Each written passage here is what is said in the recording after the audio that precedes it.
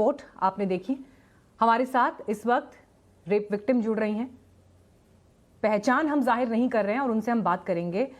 Ma'am, हमने ये पूरी रिपोर्ट जब देखी है, हमने देखा कि आपको 3 बार ये कहना पड़ा कि आपके साथ बलात्कार हुआ और उसके बाद जाके मुख्यमंत्री ये समझ पाए।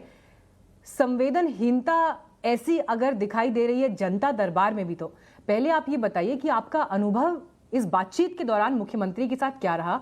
और मेरा दूसरा सवाल आपसे ये है कि रेप जैसा मामला ऐसा क्या कार्रवाई में नहीं हो रहा था जिसकी वजह से आपको जनता दरबार तक पहुंचना पड़ा, मुख्यमंत्री के पास जाना पड़ा?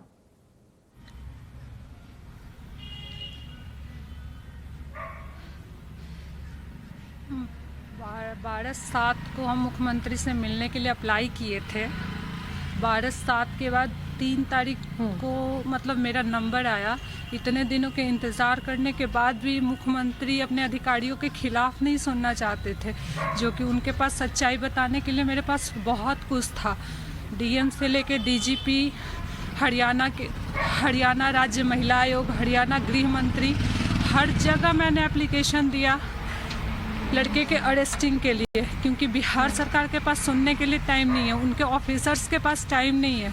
पटना के सिटी एसपी ने मेरा नंबर ब्लॉक कर दिया, डीएसपी फ़ोन नहीं उठाते, एसएसपी के पास मिलने के लिए टाइम नहीं है, डीजीपी मिलते हैं तो वो उनके अंदर आईपीएस होने का एटीट्यूड होता है। मेरे पास कोई ऑप्शन नहीं था मुख्यमंत्री के सिवा, लेकिन वहाँ से भी हम बस खाली हाथ लौट आए। ये वो लोग बोल दिए कि सब लोग बेल पे हैं, मतलब बेल पे हैं तो उन लोगों को गुंडागर्दी करने का अधिकार मिल गया है। लड़का का फादर पानीपत में रहता है, बैठी थी, पानीपत से बैठ के मेरा जीना हराम करके रखा है उसने। तब जाकर वो आपका मामला समझ पाए। जी, मैं आपसे ये जानना चाहती हूँ कि आज जब मुख्यमंत्री से आपका संवाद हुआ, क्या उन्होंने आपको सुना, पूरी तरह से आपकी बात सुनी? क्या उनके सामने आप अपनी पूरी बात कह पाई? मैम, वो तो पूरी बात सुने बिना बस हमको डायरेक्टली बस बोल दिया आप डीजीपी के पास जाइए। उन्होंने पूरी बात सुनी भी नहीं कि मामला क्या है, अगर आपको मेरे पास आना पड़ा तो उसके पीछे रीज़न क्या है। बिना कुछ सुने उन्होंने मुझे डीजीपी के पास भेज दिया।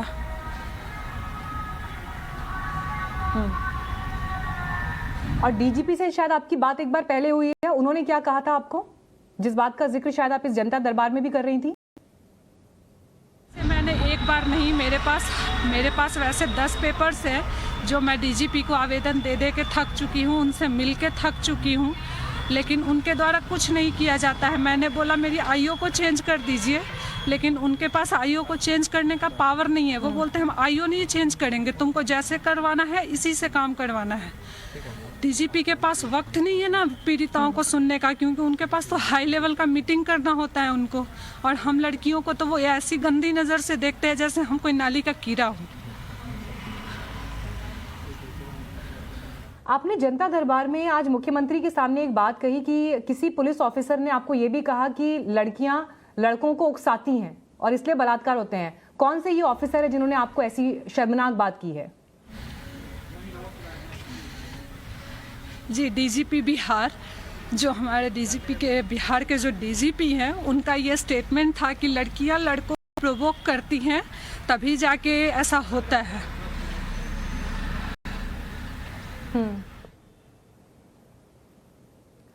आपने जब आज मुख्यमंत्री से बात की, उसके बाद से लेकर अब तक कोई फर्दर डेवलपमेंट हुए, कुछ और एक्शन हुआ उसके बाद? कुछ नहीं हुआ मैम। सीधे डीजीपी बोले हम इसमें क्या कर सकते हैं, सारे लोग बेल पे हैं, लड़का जेल में है। सारे लोग बेल पे हैं, लड़का जेल में है, उसकी फैमिली कभी रोज़ मेरी कीमत तय की जाती है, कितना पैसा लोगी तो कॉम्प्रोमाइज़ करोगी, तुम्हारी कहीं अच्छी जगह शादी करवा देंगे, इतना पैसा लेके कॉम्प्रोमाइज़ कर लो। उसकी माँ गाली गलौज करती है, उसकी बहन गाली गलौज करती है। मेरे पूरे गांव में मेरा वीडियो फैला के रखा हुआ है, मेरा मैसेज फैला के रखा हुआ है। हम मेरे पास अब मरने के सिवा कोई ऑप्शन नहीं है, क्योंकि हम हर जगह एप्लीकेशन दे चुके हैं कि मेरे साथ ऐसा हो रहा है, लेकिन किसी को कोई सुनवाई नहीं है।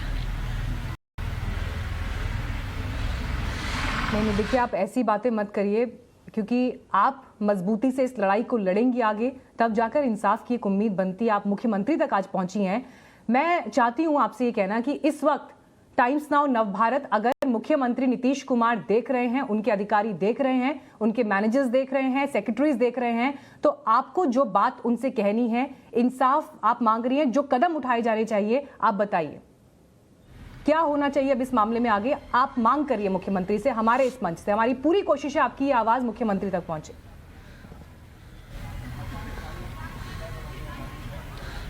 मैम बस हम इतना ही चाहते हैं कि हमको इंसाफ मिले। जो उसका परिवार हमको इतना टॉर्चर कर रहा है, हमको सामाजिक बदनामी कर रहा है, मेरा मानसिक टॉर्चर कर रहा है, हम बस चाहते हैं उन लोगों को केस कर, उन लोगों को अरेस्ट किया जाए, क्योंकि उन लोगों ने मेरा जीना मुश्किल कर दिया है। मेरे परिवार में, मेरे रिश्तेदार में मैं कहीं खड़ी नहीं हो पा रही उन लोगों की वजह से। रोज़ जो मेरी कीमत तय की जाती है वो तय ना हो। मेरी आयु जो मेरे साथ की है उसको, वो औरत कभी मेरा फ़ोन तक नहीं उठाती है। मेरा किसी भी केस में कोई गवाही नहीं लिया गया उस औरत से। हमेशा उस औरत के लिए हम बोले कि मेरी आयु को चेंज कर दीजिए, लेकिन डीजीपी वो नहीं चेंज किए, क्योंकि उनके पास तो पावर ही नहीं था। उनके पास बस पावर है कलम का, कि वो जैसे मन वैसे केस डायरी लिखेगी और लोगों का ज़िंदगी बर्बाद कर देगी। नहीं चाहिए ऐसा भ्रष्टाचार हमको। हम सोच के बैठे हैं कि अगर हमको नहीं मिला इंसाफ, हम सुसाइड करेंगे और उसका जिम्मेदार सारे लोग होंगे, चाहे वो डीजीपी हो, आईओ हो या डीएसपी दानापुर हो। सब लोग का मिली भगत है इसमें, तभी वो लोग हमको इतना टॉर्चर कर रहे हैं, क्योंकि इतना सारा एप्लीकेशन देने के बावजूद अगर कुछ नहीं होता है। मुख्यमंत्री तक पहुंचनी चाहिए, लेकिन मेरी आपसे रिक्वेस्ट है, देखिए मैं समझ सकती हूँ आपकी तकलीफ इस वक्त, कि आपके भीतर जो आक्रोश इस वक्त है वो आपके शब्दों से जाहिर हो रहा है, लेकिन ऐसा कोई कदम, हर इंसान की ज़िंदगी बहुत कीमती है, आपकी ज़िंदगी भी आपके परिवार के लिए बहुत कीमती है, तो ऐसा कोई कदम आप नहीं उठाएंगी। हमारी पूरी कोशिश है कि आपकी ये आवाज़ मुख्यमंत्री तक पहुँचे। लेकिन एक बात मैं आज और समझना चाहती हूँ, जब आप मुख्यमंत्री के सामने बैठी हुई थी जनता दरबार में, कितना समय ये रहा? कुछ सेकंड्स मात्र का समय था जब आप उनसे बात कर पाई, 1 मिनट 1.5 मिनट। और मैं ये समझना चाहती हूँ कि आप जब ये समस्या लेकर उनके पास गई हैं कि कोई ऑफिसर आपकी बात नहीं सुन रहा, दर दर से आपको भटकना पड़ रहा है, मुख्यमंत्री ने आपको सुनने के लिए कितना समय दिया आज?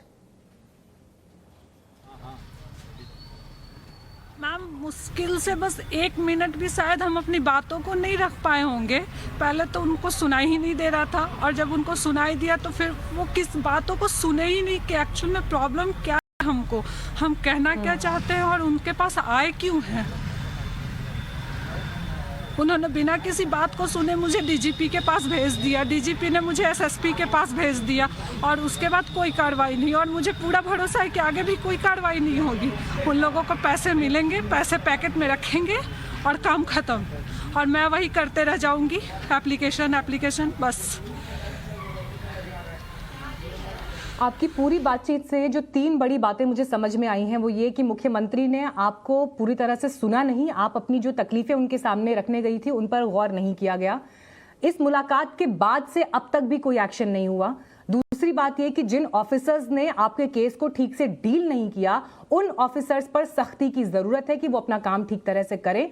और तीसरी बड़ी बात, मैं आपके आक्रोश और भावनाओं को समझ सकती हूँ, लेकिन फिर भी मैं आपसे बार बार ये रिक्वेस्ट करूंगी कि आत्महत्या जैसे शब्दों का इस्तेमाल आप अपने विचार में भी ना लाएं। हमारी कोशिश ये है, अपने मंच से हम आपको इंसाफ दिलाने की आवाज उठाते रहेंगे।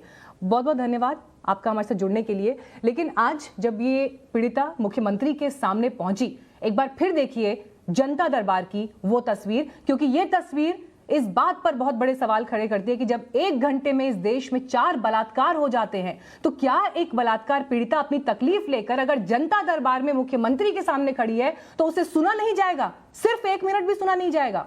देखिए ये पूरी तस्वीर। सर हम एक रेप विक्टिम है। क्या समस्या है? सर समस्या ये है कि हम डीजीपी डीएम हर जगह घूम के थक चुके हैं, लेकिन मेरी आयु ना तो मेरा फोन उठाती है, ना हमको केस का कोई जानकारी देती है। डीजीपी बोलते हैं लड़कियां। केस क्या हुआ? केस बताइए। ये केस हुआ सर रूपसपुर थाना में। रूपसपुर थाना में क्या कार्रवाई हुई? रूपसपुर थाना में फोन करते हैं तो बोलते हैं आयोग से बात कीजिए, आयोग कभी फोन नहीं उठाती। बात क्या हुई? केस बताइए ना, क्या मामला क्या है? मामला क्या है? सर रेप केस है। रेप का केस है सर डीजीपी बोलते हैं कि लड़कियां लड़कों को प्रोवोक करती हैं। नहीं, रुकिए। उसको लगाई रेप का केस।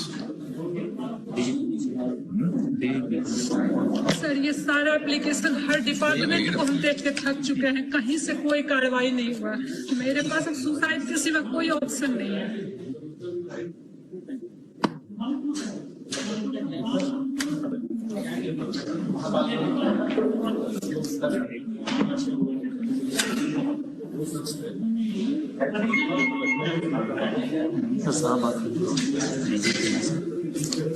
अरे मेरे फ्री पटना की एक लड़की आई है नौबत, उसके साथ रेप का मामला है केस। कोई कार्रवाई नहीं हो रही है थाना। ये तो सब है, सबको बुलाइए इमीडिएटली नौबतपुर एरिया का।